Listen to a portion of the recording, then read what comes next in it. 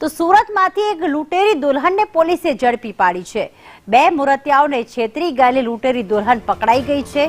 ચંદ્રિકા, પૂજા, પદ્મા સહિતના 6 નામ તેણે ધારણ કર્યા હતા। સુરત, રાજપીપળા અને પંચમહાલમાં તે છેતરપિંડી કરતી હતી। સગાઈ કે લગ્ન કર્યા બાદ બીજા દિવસે તે ભાગી જતી।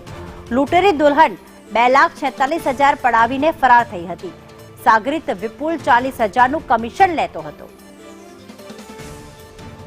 આઝમ અમારી સાથે જોડાઈ ગયા છે। આઝમ, આજે લૂંટેરી દુલ્હન છે તેણે કોઈ કબૂલાત કરી છે કે આખરે કેટલા તેણે લગ્ન કે પછી સગાઈ કરી છે અને કેટલા લોકો સાથે આ રીતે છેતરપિંડી આચરી છે? પ્રીતિ, 7મી ડિસેમ્બરના બનાવ બનીને સામે આવ્યો તો સુરતના વરાછા પોલીસ સ્ટેશનમાં ફરિયાદ નોંધાઈ હતી। લગ્ન વંચુ યુવકો સાથે સગાઈ કે લગ્ન કર્યા બાદ બીજા જ દિવસે ભાગી જતી નર્મદા જિલ્લાની જે 22 વર્ષીય લૂંટેરી દુલ્હન ચંદ્રિકા ઉર્ફ પૂજા દિનેશ વસાવા હતી, એના વિરુદ્ધમાં ફરિયાદ નોંધાવવામાં આવી હતી। વરાછા પોલીસે દબોચી લીધી છે।